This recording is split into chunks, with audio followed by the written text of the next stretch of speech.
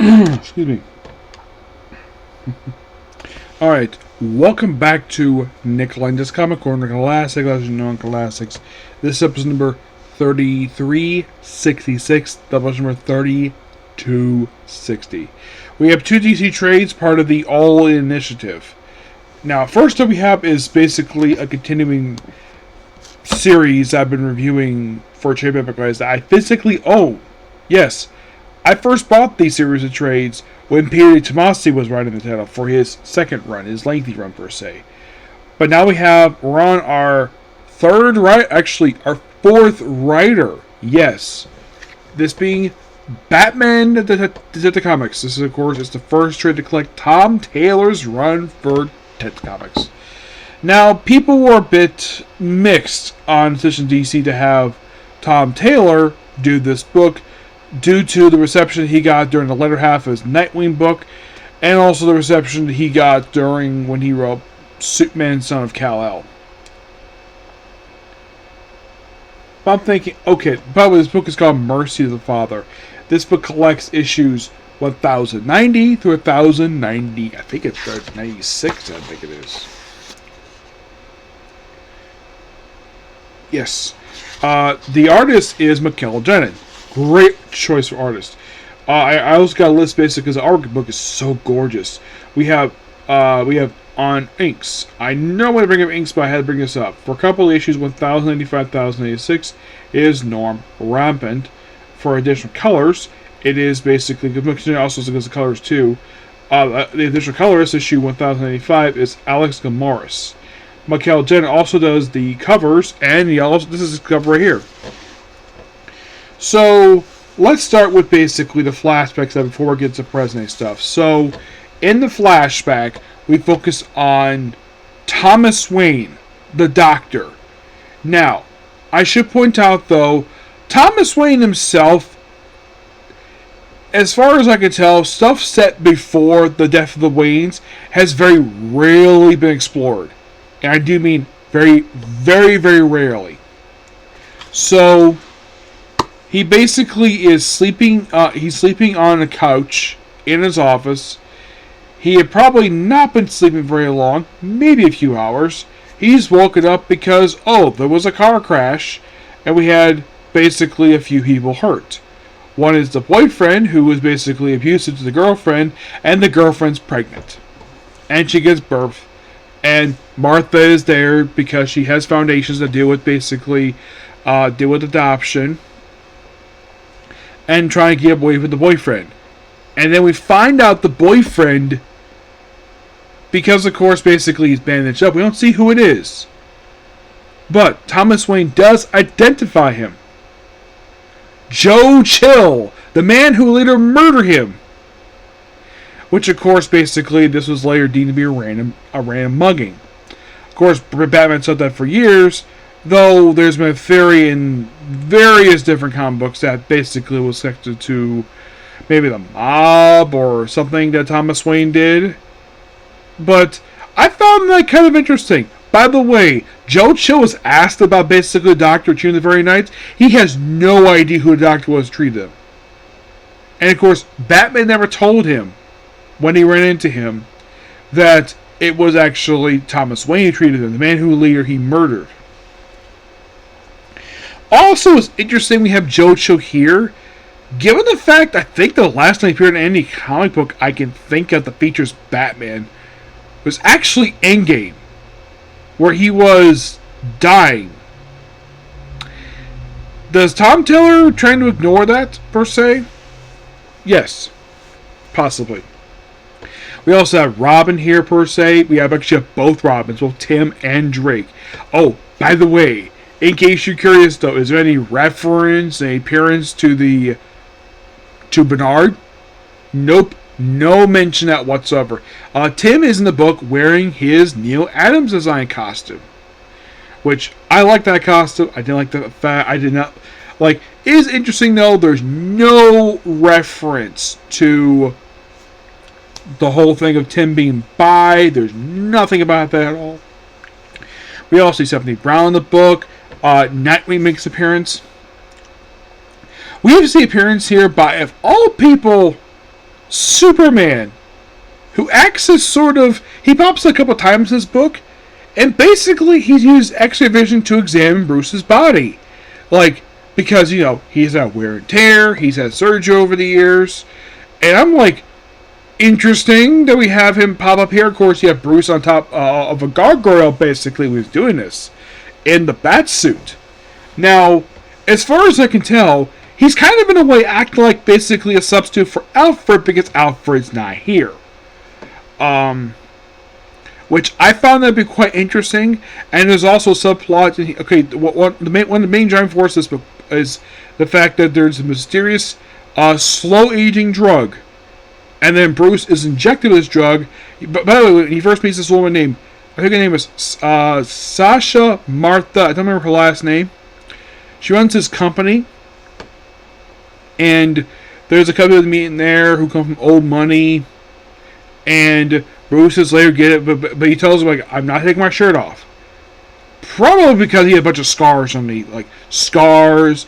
I think like in the Three Jokers, like he had, like, he's been shot, stabbed, threw an acid on his body. It's just, yeah, it was very much in heavy detail. And I think probably the reason why he didn't want to show up because he wanted to show up all the scars. And probably they might point two and two together that he might be Batman. Which, of course, then the thing was later examined. And then, of course, we have Damien go undercover in what appears to be a juvenile detention center. Well, at least some prison for teenagers. And at one point, he stages a riot and with some kids.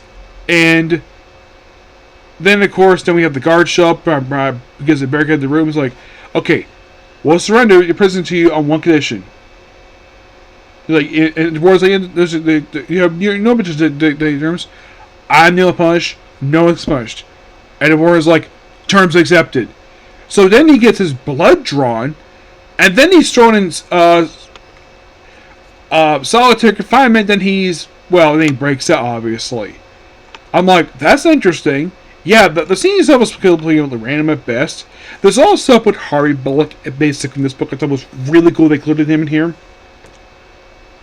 And, of course, this is something that some writers at DC Comics tend to kind of be forgetting lately, that this is a thing in the comics. The Penguin's Iceberg Lounge, and the fact that Batman has an arrangement with him. I'm like, wow, Tom Taylor. Like, thank you for bringing this up, because here's the thing. When was the last time you ever saw the Iceberg Lounge in Batman comics? It's been a while, hasn't it? I mean, the only time I can think it may have popped up in the last 5 years, maybe it was Harley Quinn. But in Detective Comics, when was the last time it appeared in this book? Like, it didn't appear when Ram V wrote the book. Like, here's the thing. Okay, when was the last time this building ever appeared in this very comic book? The answer is really simple. When Tony S. Daniel wrote this title, except it was not the Iceberg Lounge, it was the Iceberg Casino, but technically the same building. So, this appearance in this title is the first time this building has appeared since 2011. More like 2012. I'm like, what the heck took so long to have this title appear? This place appear again. Also, Michael Jennett, who I think was the artist of the Penguin series, with Tom King, draws the Penguin like he did in that title. Good job for that one. That was actually really cool. And the fact that they kind of have a nod to the Batman title, actually mostly like, well, yeah, mostly not the Batman, where Vandal Savage is the commissioner of the GCPD. Yes, Vandal Savage, which it's kind of sketchy at best, because his predecessor was Renee Montoya. Yes, how he assumed the role is that, well, basically it was just, oh, maybe he ran for mayor. No, he wanted to be commissioner of GCPD. You see, in the past 15 years for DC Comics, these being commissioners, there's been Jim Gordon, who's been in a lot of the time. There's also been Jason Bard. Yes, he was briefly commissioner. Let's see, there was that crooked internal affairs agent. He was briefly Commissioner of Batman Eternal. Let's see. There has been Maggie Sawyer, Renee Montoya. Bullock has been commissioner. Yes, Harvey Bullock, the former corrupt detective, the one who made his debut while trying to ruin Glory's reputation. He has been commissioner. He was commissioner when Tanyev wrote the book. Though he ceded the position to Renee Montoya, who was the commissioner for about 2-3 years at most. And then, thanks to Zardesky, now Vano Savage, basically it. Which is interesting also to have the interaction between the Penguin and Vano Savage, because these two, as far as I can tell, have never met each other before. And you're like, really? He's never met the Penguin before? No, never has. Not to my knowledge, anyways. Yes. Like, the only villain I could think of is from the Batman comics is probably Ra's al Ghul in the pages of Batman Outsiders Volume 2. Yeah. Which I found that to be interesting. And of course, there's also the subplot of protecting young criminals whose blood has been used to make this anti-aging formula. For reasons, per se. But overall, this is actually pretty good. I actually enjoyed this. I give this a 9.75 out of 10. Really damn good. Not too much dislike about it, per se. Yeah. Also, it's discovered that the girl running this place is, in fact, Joe Chill's daughter, which Joe Chill had no idea that she was running the company. The mother is actually being held by this government vampire. Yes, a vampire who works for the U.S. government. Who this guy is, he's just a new character they just introduced. He's black. I'm like, okay, he's the original character, so I don't have an issue with it at all. But I think the only thing in this book people might have a problem with is not the drug itself, per se, or the appearance by Superman, or Batman protecting on criminals. I think the only thing people might have a problem with is the fact that Joe Chill was treated in the past by the man who later he killed. Yes. That was just by sheer coincidence. That Tom Taylor just happened to set it that way. But overall, really, really good. Can't wait to check out the very next year whenever it comes out. And keep believing, like I said, I've been picking this trades up since Peter Tomasi's second run. I've been reviewing it for a long time, but I've been purchasing it since Tomasi's run. But next up we have is one of the miniseries come out of the All Initiative. We have Justice League The Atom Project, which focuses on Ray Palmer, Roy Cheadle, and Captain Atom. Now, this book itself, despite the fact the purpose of this book was to possibly redistribute powers that were taken from the regular superheroes and go back to their people, which is kind of interesting, is Ant-Man kind of got his powers back, but his body's deforming for some reason. And also the device that kind of did this is not working. It works half the time. It feels this book is more of like a Captain Atom book than basically. And also with this book, there's interesting things in this book. Number one, we have General Wade Island, because of course, basically, we have to have him show up because he's been associated with him since the 80s. But I had to point this out though about General Wade Island when he shows up in this book. Because when he shows up here, now by the way, the last comic I remember him pop up in, he looked completely different.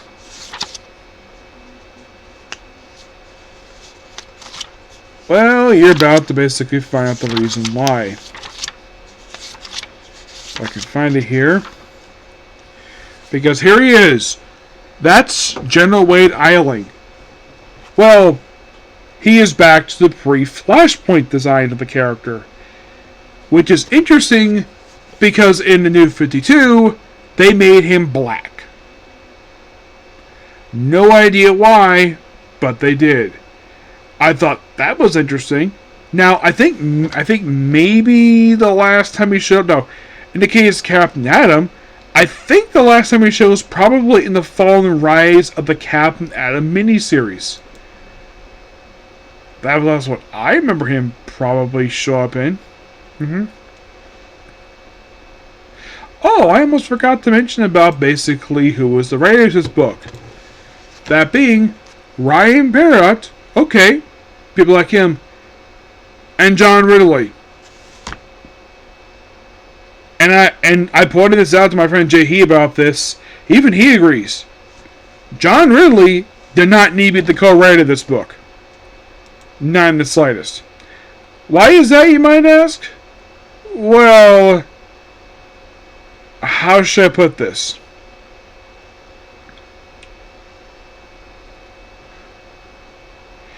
Because the fact anytime he has attempted to write a comic for DC Comics, much less Marvel, it's not been well received.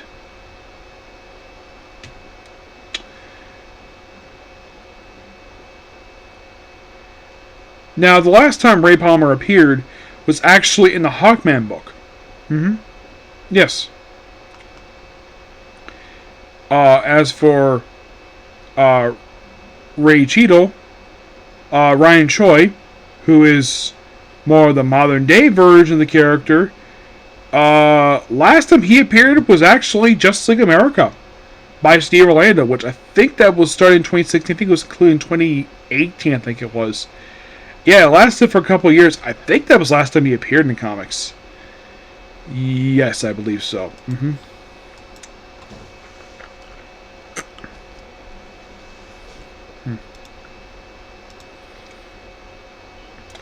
As for Captain Atom himself, well, the last time he appeared was actually in, well, The Fall and the Rise of Captain Atom miniseries. That was the last time he appeared. Well, they also have him here in the Jenny Sparks book. But, as for Jenna Wade Eiling, yeah, they basically, well, the mustache thing is interesting.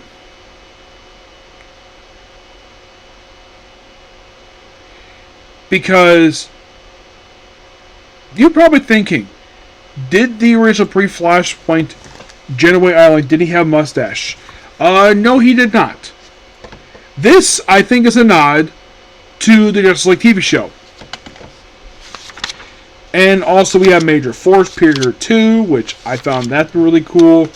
And it's all about basically these three atoms basically interact with each other. This also with Dr. Light also too.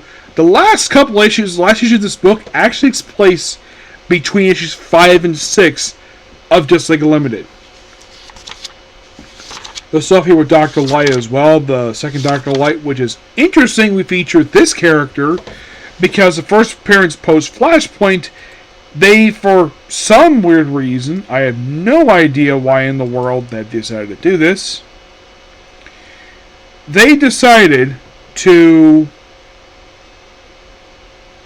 make her the wife of the original Dr. Light, where he was like a being of light. You're like, really? Yeah, it was by far one of the most weirdest ideas I have ever heard of when it comes to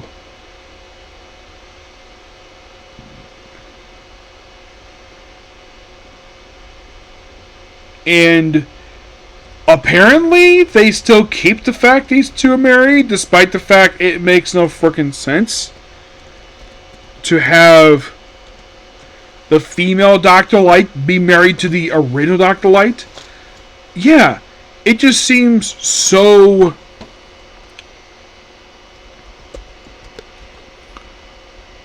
Now, who actually was responsible for this to happening? Well, to my knowledge, I think the only person who did this was Jeff Johns doing this. Well, more like maybe Matt not doing, because he's primarily the writer of that book. Jeff Johns was co-writer. It seems interesting, though, the fact that apparently they were married in this continuity, but they... it's kind of interesting. I still don't know exactly why they kept this canon. I would have thought, though, when they had Rebirth happen, that they would wipe this from reality. At least in this continuity, they don't depict Dr. Light as a rapist. Yep. Yeah, they do not. I find that a good thing. Because basically the whole idea, oh, in case you're curious though, who was responsible for making the original Dr. Light a rapist? That was Brad Meltzer. He did that for Kingdom Come. Okay, so she was married to original Dr. Light, but they divorced. Yep, they divorced.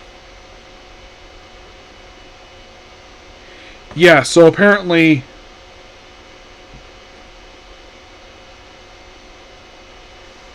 Yeah. So... the whole thing of her becoming Dr. Light, that actually kind of happened with Heroes in Christ. They kind of brought her back being Dr. Light again. Yes, then she was part of the Dark Crisis stuff.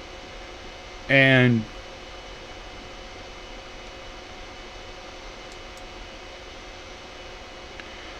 okay, it was Jeff Johns, Jeff Lemire who brought her in. Yeah, because I think, like, prior to this book, she...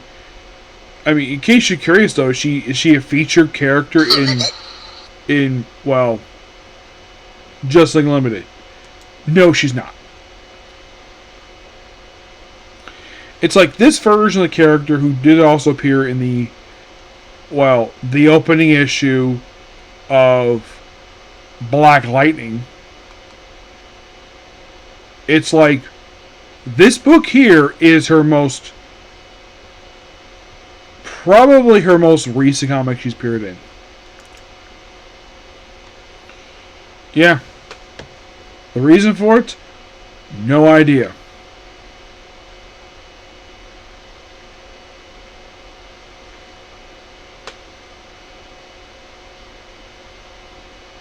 Yeah.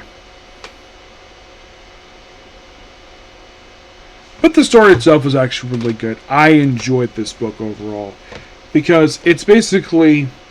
this not being called the Atom Project. The Atoms basically are supporting characters. And, well, Captain Atom was more at the start of this book. But I enjoy this book for what it is. I give it roughly a 9 out of 10. Yeah. So, that's pretty much it for this video. Please be sure to like, comment, subscribe, turn notifications.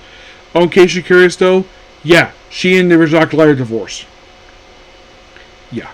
So, next video, Comrade. Okay? Thanks, Phil. Bye.